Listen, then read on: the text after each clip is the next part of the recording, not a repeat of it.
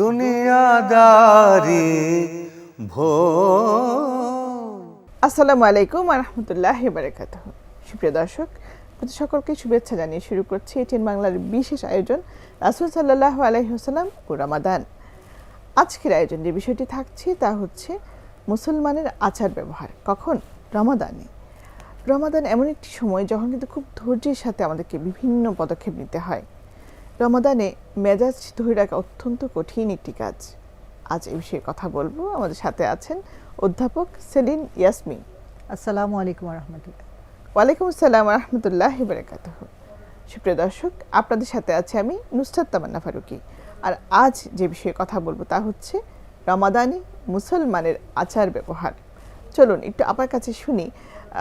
আপনার একটি হাদিস আমরা খুব শুনি চারদিকে, সেই হাদিসে একটি প্রশ্ন নিয়ে আমি হাজির হয়েছি। প্রশ্নটি হচ্ছে, মুসলমানরা কোন আচরণের কারণে জান্নাতে যাবে সবচেয়ে বেশি? যে সবচেয়ে খুব ভালো উত্তম আচার আচরণের অধিকারী যে হবে। তারপর বলল যে কারা সবচেয়ে বেশি জাহান্নামে যাবে।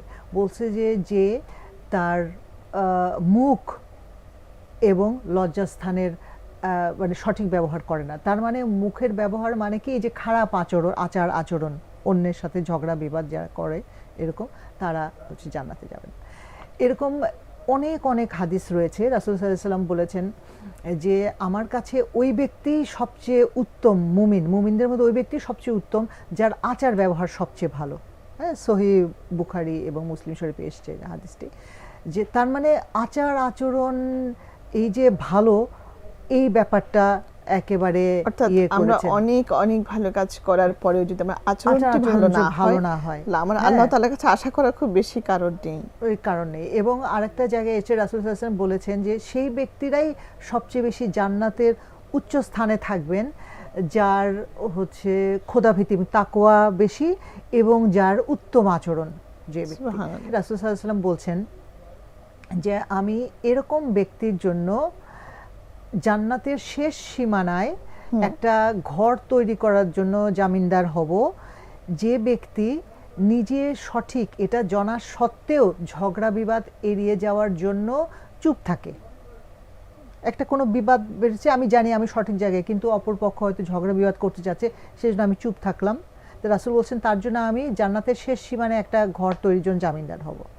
তারপরে বলছেন যে আমি ওই ব্যক্তির জন্য জান্নাতের মধ্যস্থলে একটা ঘর বানিয়ে দেওয়ার জন্য জামিনদার হব, যে ব্যক্তি মানে ঠাট্টা ছলেও মিথ্যা বলবে না, ঠাট্টা ছলেও মিথ্যা বলবে না।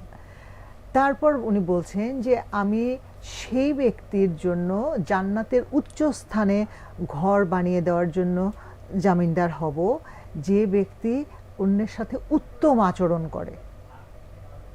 হ্যাঁ, অর্থাৎ এত তো হাদিস এসেছে শুধু আচরণের জন্য, এত তো পুরস্কারের কথা বলা হচ্ছে, এরকম পুরস্কারের কথা বলা হচ্ছে। যে তার মানে রাসূল সাল্লাল্লাহু আলাইহি ওয়াসাল্লাম যে ব্যক্তির আচরণ সুন্দর, অন্যের সাথে ভালো আচরণ করে, ভালো ব্যবহার করে, তার জন্য স্বয়ং রাসূলুল্লাহ সাল্লাল্লাহু আলাইহি ওয়াসাল্লাম মানে তার দায়িত্ব নিয়ে নিচ্ছেন যে তোমার জন্য জান্নাতে এখানে এখানে এখানে আমি ঘর বানিয়ে দেওয়ার ব্যবস্থা করব। তার মানে উত্তম আচরণ কত বড় একটা ব্যাপার। আসলে আমরা যে বলি যে আমরা হচ্ছে আমি খুব ইমানদার, আমি 5 ওয়াক্ত সালাহ আদায় করছি, আমি রমাদানে সিয়াম পালন করছি, আমি হজ করেছি 10 বার, আমি আমার যাকাতও দিচ্ছি, তার মানে আমার জন্য জান্নাত একেবারে না। এই যে আমার যে পার্সোনাল ইবাদা হকুল্লাহ যেটাকে বলা হয়, যে মানে আল্লাহর হক আদায় করা, আমি আমার যে এই যে সালাত আদায় করছি, আমি সিয়াম পালন করছি, আমি হজ করছি, আমি যাকাত দিচ্ছি, এটা হকুল্লাহ, আল্লাহর হক আদায় করছি। কিন্তু হকুল ইবাদ হচ্ছে সবচেয়ে বেশি গুরুত্বপূর্ণ, সেটা হচ্ছে বান্দার হক, যেটি আল্লাহ তাআলা ক্ষমা করবেন না। কারণ বান্দার হককে শুধু জিনিসপত্রের হক না, এটা হচ্ছে একটা ভালো ব্যবহার পাওয়ার হক রয়েছে প্রতিটা মানুষের। আপা দেখেন, ভালো ব্যবহার যে বলছেন তা কিন্তু আমার মুখে দুটি শব্দই যথেষ্ট, যথেষ্ট। এবং রাসূল সাল্লাল্লাহু আলাইহি ওয়াসাল্লাম কি বলছেন যে একটা হাসিও একটা সাদাকা। তার মানে কারো দিকে তাকিয়ে যদি আমি একটু হাসি দেই, সেটাও কিন্তু আমার একটা সাদাকা, সেটিও হয়তো পরকালে আমার জন্য একটা মুক্তির একটা মাধ্যম হয়ে যাবে হয়তো। হ্যাঁ, তাই না? তো সেই জন্য এই যে ভালো ব্যবহার, আচার আচরণ, শুধু আচার আচরণ অন্যের সাথে না, পরিবারের মধ্যে। আবু হুরায়রার আরেকটা হাদিস এসে বর্ণনা করে, তিনি বলছেন, রাসূল সাল্লাল্লাহু আলাইহি ওয়াসাল্লাম বলছেন যে সেই ব্যক্তি উত্তম যে তার পরিবারের কাছে আচার আচরণে উত্তম। রাসূল সাল্লাল্লাহু আলাইহি ওয়াসাল্লাম বলছেন যে যে ব্যক্তি সুন্দর আচরণ করলো অন্যের প্রতি, সে রামাদানে সারা মাস দিনে মানে দিনে সিয়াম পালনের মর্যাদা লাভ করবে, এবং রাতে তাহাজ্জুদের সময় যে এই যে তাহাজ্জুদের যে ইবাদত, হ্যাঁ, এটার মর্যাদা লাভ করবে সে। অর্থাৎ দিনে রোজা এবং রাতে হচ্ছে তাহাজ্জুদের সওয়াব পাবে, মানে এই মর্যাদা পাবে। তার মানে কি উত্তম আচরণকে কতটা গুরুত্ব দেয়া হয়েছে ইসলামে, এবং রাসূল তার জীবনে সেটা দেখিয়ে গেছেন। এই অনেকেই আমরা রাসূলের জীবনটা যদি দেখি, তাহলে কিন্তু দেখি যে তার উত্তম আচরণের কারণেই কিন্তু অনেকে ইসলাম গ্রহণ করেছিল, তাই না? তো আমরা কি বর্তমানে ওরকম আদর্শ নিজেদেরকে তৈরি করতে পারছি যে আমাকে দেখেই কেউ ইসলামের প্রতি আকৃষ্ট হবে? অন্তত ইসলামের কথা ভেবে কি আমরা সুন্দর আচরণ করছি যে আমি সুন্দর আচরণ করলে আমার ইসলামের সুনাম হবে? সেটাই, এই বিষয়টা আসলে আমাদেরকে ভাবতেই হবে। কিন্তু আপনি দেখেন, যখন রমজান চলছে, আমাদের কিন্তু সবচেয়ে বেশি কঠিন হয় এই আচরণটাকেই মেনটেন করা, অন্ততপক্ষে মেজাজকে ধরে রাখা। তাতে কি আমাদের রোজার ক্ষতি হয়? আচ্ছা, এখন আমি অনিচ্ছাকৃত কোনো কিছুতে বিরক্ত হয়ে যদি আমি মেজাজ দেখাই, আমার হয়তো সিয়াম নষ্ট হবে না, আমার সিয়ামটা হয়ে যাবে, কিন্তু এটার যে আধ্যাত্মিক মূল্য, এই সিয়াম পালনের যে উদ্দেশ্য, সেটা তো অবশ্যই ব্যাহত হবে। আচ্ছা, সংযম তো অবশ্যই ব্যাহত হচ্ছে, অবশ্যই সংযম ব্যাহত হবে। তার কারণ হাদিসে এসেছে কি বলছেন, যে আমাদের শুধু পানাহার পরিত্যাগই রামাদানের উদ্দেশ্য না, তাই না? পানাহার ত্যাগ করতে আল্লাহর কোনো দরকার নেই। হ্যাঁ, তা আমাদের এই যে আচার আচরণ, সংযম, ধৈর্য, এগুলোই যদি আমাদের, রামাদানটা কেন, রামাদান তো আমাদের একটা ট্রেনিং পিরিয়ড, আমরা ধরে নিই যে রামাদানটা, এই সিয়ামটা আমাদের একটা ট্রেনিং পিরিয়ড। কিসের ট্রেনিং? আমাদের ধৈর্যশীল হব আমরা, হ্যাঁ, আমরা সংযমী হব কথাবার্তায়, আচার আচরণে, আমরা অন্যের প্রতি সহানুভূতিশীল হব, অন্যের প্রতি বিনয়ী হব, নম্র হব। তো এই সকল কিছু, চোখের সংযম, মুখের সংযম, কানের সংযম, আমাদের পুরো একটা ধৈর্যের একটা ট্রেনিং পিরিয়ড, তাই না? প্রশিক্ষণের মাস। তো আমি সেটাই যদি ধরে রাখতে না পারি, তাহলে এই পানাহার পরিত্যাগে আল্লাহর কোনো দরকার নেই। হ্যাঁ, কারণ এমন উপবাসে, কারণ অন্যান্য ধর্মের এরাও এই উপবাস করে, তাহলে ওদের উপবাস আর আমাদের উপবাসের মধ্যে পার্থক্য কি হলো, তফাৎ কি হলো? যে আমরা ধৈর্যশীল হব, আমরা সংযমী হব, আমরা সহানুভূতিশীল হব। আল্লাহ তাআলা আমাদেরকে পালন করার তৌফিক দান করুন। আচ্ছা, রাসূল সাল্লাল্লাহু আলাইহি ওয়াসাল্লাম তাহলে আমাদেরকে এই ধরনের পরিস্থিতিতে, বিশেষ করে রমজানের সময়, কি ধরনের নির্দেশনা দিয়েছেন? আমরা কিভাবে এই আচরণটি আসলে একটা রাসূলের তো বিখ্যাত হাদিস আছে, যেটা আমরা সবাই জানি না, যে কোথাও ঝগড়াঝাটি হচ্ছে বা আমার সাথে কেউ ঝগড়া করতে এসছে বা বিতর্কে লিপ্ত হচ্ছে, তখন যদি আমি বলি, আমি বলি যে ইন্নী সাইম, হ্যাঁ, মানে আমি হচ্ছে রোজদার, হ্যাঁ, ইন্নী সাইম, আমি রোজদার, মানে আমি রোজা আছি, আমি তোমার সাথে কথা বাড়াতে চাচ্ছি না, আমি ঝগড়াঝাটি করতে চাচ্ছি না। হ্যাঁ, এটা রাসূল সাল্লাল্লাহু আলাইহি ওয়াসাল্লাম বলতে বলেছেন। এবং যখন এই কথাটা বলবো, তার মানে আমি ধৈর্যশীল হচ্ছি, এবং অপরপক্ষে যে ব্যক্তি আমার সাথে ঝগড়া করতে এসেছিলেন বা বিতণ্ডায় লিপ্ত হতে এসেছিলেন, উনিও কিন্তু বুঝে যাবেন, উনিও কিন্তু সচেতন হয়ে যাবেন যে এটা এই রামাদানে আমরা এটা করব না। তার মাথায় একটু আঘাত লাগবে যে সে কি বলল। হ্যাঁ, তো এই নির্দেশনা যদি আমরা রাসূলের সময়, মানে জীবনে যেটা উনি করেছেন, এবং ওনার সাহাবারাও কিন্তু এটা মেনে চলতেন। অন্য সময় তো অবশ্যই ওনারা করতেন, এবং রামাদানে এই যে অহেতুক রেগে যাওয়া, হঠাৎ রেগে যাওয়া, বাকবিতণ্ডা করা, অন্যকে একটা খারাপ কথা বলা, গালি দেওয়া, বা কেউ খারাপ আচরণ করলো তার প্রত্যুত্তরে রেগে যাওয়া, এটা কিন্তু করা যাবে না। কারণ ওই যে একটু আগে আমি একটা হাদিস বললাম না, যে রাসূল সাল্লাল্লাহু আলাইহি ওয়াসাল্লাম তার জন্য জান্নাতে ঘর তৈরি করে দেবেন, যে জানে, নিজে সঠিক জেনেও মানে বিতণ্ডা এড়াতে চুপ থাকে। তার মানে বলছে যে তুমি ঝগড়া করো, তুমি চুপ থাকো। তার মানে কি আমি প্রতিবারই কিন্তু চুপ থাকলাম, আর প্রতিবারই আমার জন্য বাড়ির ব্যবস্থা করলাম। হ্যাঁ, এটা বলতে পারি আমরা। কিন্তু চুপ থাকা মানে ওই চুপ থাকা না যে আমি কখনোই অন্যায়ের প্রতিবাদ করব না। এবং রাসূল সাল্লাল্লাহু আলাইহি ওয়াসাল্লামের আদব কি, যে আমি যখন হঠাৎ রেগে যাব, আমি যদি দাঁড়িয়ে থাকি, আমি বসে পড়ব। বসে থাকলে আমি শুয়ে পড়ব, এবং আমি দরকার হলে রেগে গেছি, শয়তানের প্ররোচনা থেকে আল্লাহর কাছে আশ্রয় চাইবো আমি। আউযুবিল্লাহ। হ্যাঁ, আউযুবিল্লাহ পড়বো, এবং তারপর আমি দরকার হলে যে আমি রাগ কন্ট্রোল করতে পারছি না, আমি যে অজু করব, অর্থাৎ এই পানি যেন আগুনকে নিভিয়ে দেয়। নিভিয়ে দেয়। অর্থাৎ রাসূলের যে নির্দেশনা আমরা যদি একটু ফলো করি, আমাদের জীবনটা আসলে অনেক সুন্দর হতে পারত। অবশ্যই অবশ্যই একটা আদর্শ জীবন।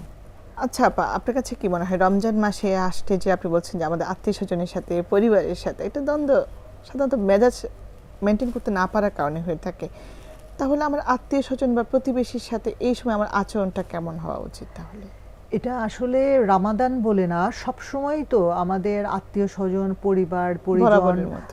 বরাবরের মতো সবসময় আমাদের তাদের সাথে সহানুভূতিশীল এবং ভালো ব্যবহার করতে হবে। আর রামাদান হচ্ছে উপযুক্ত সময় এই প্র্যাকটিসটা করে নেয়ার।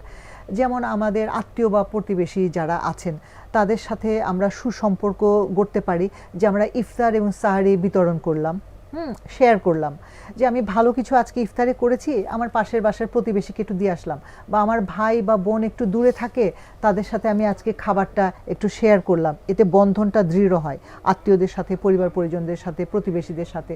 তারপর এটা হতে পারে যে রামাদানে আমরা কিন্তু যেহেতু একটু সময় বেশি পাই, সময় সবাই একটু কাজ রিল্যাক্সড থাকে, তা আমরা একটু খোঁজ খবর নেওয়া, আমরা এখন যে না পারি একটু ফোনেও, আজকাল অনেক সুবিধা হয়েছে, আমি একটু ফোনে একটু আমার দূর সম্পর্কের আত্মীয়দের, নিকট আত্মীয়দের বা প্রতিবেশীদের একটু ফোনে খোঁজ খবর নিতে পারি, তাদের শারীরিক অবস্থা জানতে পারি।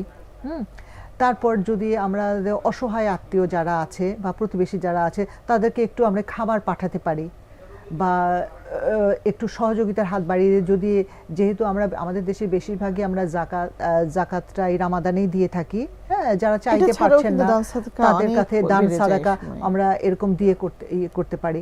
আবার যে হয়তো দেখা যায় যে আমাদের সবার জীবনে এরকম আছে যে অনেক আত্মীয় বা প্রতিবেশী আছে যাদের সাথে আমাদের সম্পর্কটা ভালো না, হয়তো ঝগড়াঝাঁটি এরকম লেগে আছে বা মনোমালিন্য আছে, তা আমরা এই রামাদানে তো শয়তান যেহেতু শৃঙ্খলিত থাকে, আমাদের মনটা একটু কোমল থাকে, তাই না? তা আমরা এই উদ্যোগটা নিতে পারি, আমরা ঝগড়াঝাঁটি মিটিয়ে নিয়ে একটা সুসম্পর্ক আবার তৈরি করে নিতে পারি। তো এই যে আত্মীয় স্বজনদের সাথে এই সময় ঝগড়া বিবাদ মিটিয়ে নেওয়া, হ্যাঁ, তাদের সাথে সুসম্পর্ক, এবং এই রামাদানের পরেই হচ্ছে আমাদের আসবে ঈদ, তাই না? তো ঈদে ইনশাল্লাহ ঈদ আসবে, তো এই ঈদ উপলক্ষ করেও আমরা এই যে যাদের সাথে ভালো সম্পর্ক নেই, প্রতিবেশীদের সাথে, তার আমি উদ্যোগ নেই না কেন, হ্যাঁ, এরকম চিন্তা করতে হবে যে আমি উদ্যোগটা নেই, তাদের সাথে অনেকদিন যাতায়াত নেই, মনোমালিন্য আছে, আমি ঈদের দিন প্রথমে তার বাসায় যাই, যে একটু সুসম্পর্ক করি, অথবা আমি ইফতারে তার বাসায় একটু খাবার পাঠাই। নিশ্চয়ই ইফতার কেউ ফিরিয়ে দেবে না, আমি পাঠাই যদি ফিরিয়ে দেবে না। তো এইভাবে উদ্যোগ নিয়ে আত্মীয় স্বজন, বন্ধু বান্ধব, প্রতিবেশী সবার সাথে কিন্তু আমরা একটা সুন্দর সম্পর্ক গড়ে তুলতে পারি। অনেক সময় দেখা যায় বড় ভাই, ছোট ভাই বা 2-4-5 ভাই বোন থাকলে একটু ঝগড়া ঠিক লেগেই থাকে, সেক্ষেত্রে তাকে আমি কিভাবে শেখাবো? আসলে এটা শেখাতে হবে, এই যে ইংরেজিতে একটা কথা আছে না, লিড বাই এক্সাম্পলস, মানে আমার নিজেকে দৃষ্টান্ত হতে হবে। যখন দেখবে যে মা বাবারা সবার সাথে ভালো আচরণ করছে, হ্যাঁ, তখন কিন্তু বাচ্চারাও এরকম ভালো আচরণ শিখবে। মানে আমাকে উদাহরণ হতে হবে আমার বাচ্চাদের সামনে, যে আমি সবার সাথে ভালো আচরণ করছি, আমার বাসায় যে আমাকে কাজে সাহায্য করছে তার সাথে ভালো আচরণ করছি, আমি গুরুজন যারা আছে, এল্ডারলি পিপল, হ্যাঁ, বয়স্ক যারা, তাদের সাথে ভালো আচরণ করছি, তখন ওরা, এবং এরকম আমরা করতে পারি যে বাচ্চাদের একটা বিহেভিয়ার চার্ট করতে পারি, বিহেভিয়ার চার্ট, হ্যাঁ, আমরা বাড়িতে আমাদের বাচ্চাদের আকৃষ্ট করার জন্য, হ্যাঁ, যে ওরা নিজের একটা চার্ট বানালো, আজকে আমি রাগ বা ঝগড়া অথবা মিথ্যা কথা অথবা কি ভালো কাজ করেছি, হেসেছি কিনা, এরকম একটা করলো, ওরাই টিক দিতে থাকবে যে আমি আজকে এটা করেছি নাকি করিনি। আচ্ছা, হ্যাঁ, টিক চিহ্ন দেওয়ার জন্য হলেও করবে, টিক চিহ্ন দেওয়ার জন্য হলেও করবে। তো এরকম করে যদি ওরা করতে থাকে, হ্যাঁ, তাহলে দেখা যাবে যে কিন্তু অটোমেটিক্যালি ওদের আচার আচরণটা সুন্দর হবে। এবং এরকম যদি বলা হয় ওদের যে আমরা যদি আদবগুলো মেনে চলি তাহলে তোমাদের জন্য ছোটোখাটো পুরস্কার আছে, তারপরে ছোটোখাটো অনেক দামি কিছুর দরকার নেই, আমি ওদেরকে ধন্যবাদ জানালাম, ওদেরকে হয়তো একটা ওদের পছন্দের একটা খাবার সেদিন তৈরি করে, হ্যাঁ, আজকে তোমরা এগুলো সব ঠিক মতো মেনেছো, আজকে এই স্পেশাল খাবারটা আমি তোমাদের জন্য বানিয়েছি, তাই না? এরকম আমরা করতে পারি ওদেরকে উৎসাহিত করার জন্য। এই যে বাড়িতে ঢুকেই যে সালাম দেওয়ার আদব, এটা আমরা শেখাতে পারি। এটা শেখানোর জন্য ওর কাছ থেকে আমি এক্সপেক্ট করবো না, আমি ঘুম থেকে উঠে ওকে দেখলাম, আমি বলি না কেন আসসালামু আলাইকুম, ও শিখে যাবে যে এই যে বাড়িতে বেশি বেশি সালাম হয় সে বাড়িতে মানে শান্তি বজায় থাকে। তাই না? এই যে সালামের আদবটা শেখাতে বারবার পারি। সালাম বিনিময়ের মাধ্যমে শান্তি হ্যাঁ, শান্তির আদান-প্রদান। আদান প্রদান, তারপর ভালো ব্যবহার। আমরা আজ রেগে যাব না, আমরা কিন্তু ভাই বোনরা ঝগড়া করব না, হ্যাঁ, সবাই একসাথে মিলেমিশে থাকবো, বা শেয়ার করা, বা কে কম, মানে এইভাবেই কিন্তু আমরা বাচ্চাদেরকে শেখাবো যে আর আসলে জীবনে তো অসংখ্য ঘটনা আছে। এইগুলো আমরা গল্প আকারে ওদেরকে বলতে পারি। হ্যাঁ, ওনার ছোটবেলার কাহিনী, ওনার ইয়েতে ওনার বাচ্চাদের সাথে উনি কেমন ব্যবহার করতেন, সেই ছোট ছোট গল্পগুলো আমরা ওদের সাথে আলোচনা করতে পারি। বাড়িতে এরকম বসে আমরা গোল হয়ে বসে, ওই যে ইফতারের আগে দেখা যায় যে জোহরের পরটাতে ওরা ক্লান্ত হয়ে যায়, ওরা খুব টায়ার্ড ফিল করে, কখন ইফতার তো ওই সময় একটু বসে আমরা একটু গল্প করতে পারি, এই রাসূলের জীবনের ছোট ছোট কাহিনীগুলো ওদেরকে বলতে পারি, ওদেরকে শেখাতে পারি যে দেখো রাসূল কি করেছিলেন, তাহলে আমরা কি করব। তো ওদেরকে আসলে শিশুদের মনটা তো কোমল থাকে, এই সময়ে ওদেরকে আচার আচরণ ঠিক করার মানে উত্তম একটি সময়। এবং ওদেরকে এইভাবেও শেখাতে পারি আমরা যে এই শিক্ষাটা তোমরা এই যে সুন্দর আচরণ করছো, ক্লাসে যে স্কুলে বন্ধুদের সাথেও এরকম আচরণ করবে। হ্যাঁ, এভাবে আমরা বলতে পারি যে শিক্ষকদের সাথেও কেউ এরকম শ্রদ্ধা করবে। আজকাল তো আমরা খুবই দুঃখজনক, আমরা এরকম বিভিন্ন খবরে দেখি না যে ছাত্ররা শিক্ষকদের গায়ে হাত তুলছে, বা তাদের নকল ধরার জন্য শিক্ষকদেরকে আক্রমণ করছে, ছুরিকাঘাত করছে। তো এই ব্যাপারগুলো কিন্তু আমাদের বাড়ি থেকে বাচ্চাদেরকে বলতে পারি, কিশোর গ্যাংয়ের কথা আমরা বলতে পারি। হ্যাঁ, কিশোর বয়সে সবচেয়ে কোমল বয়স ছিল। তো এটা তো প্রথমত আমাদের মা বাবার অবহেলা, যে আমরা বাচ্চারা আমরা কি করছে, কোথায় মিশছে, কি নিয়ে করছে, সারাক্ষণ হয়তো এই যে গেজেটের মধ্যে পড়ে আছে, ইউটিউবে কি দেখছে, এই ব্যাপারগুলো আমাদের মনিটর করা দরকার। আর আরেকটা ব্যাপার আমার কাছে মনে হয় যেটা খুবই অভাব এখন আমি বোধ করি, আগে আমরা যখন ছোট ছিলাম আমাদের প্রতিবেশীরাও কিন্তু আমাদেরকে বকাঝকা করতেন। যদি দেখতেন বাইরে কোনো দুষ্টামি করছি বা একটু বাইরে আছি, ওনারা কিন্তু বলতেন এই যাও ঘরে যাও, হ্যাঁ মাগরিবের আজান দিয়ে দিবে।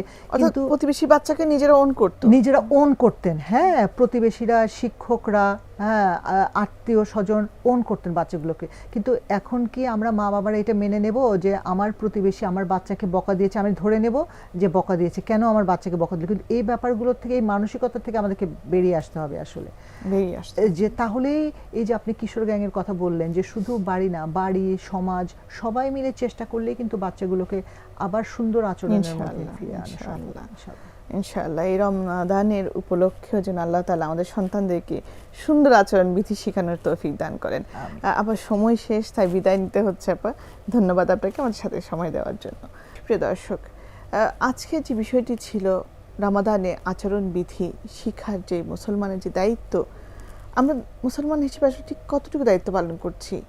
এই যে আমাদের আচরণ বিধির কারণে আজকে আমাদের শিশুরা যা শিখছে, যা করছে, সত্যি হতাশাজনক। আসুন এই রমজান উপলক্ষে আমরা কয়েকটি দিন বাকি আছে, তার মধ্যেও যেন আমরা কিছুটা হলেও চেষ্টা করি আমাদের শিশুদেরকে কিছুটা হলেও শেখানোর জন্য।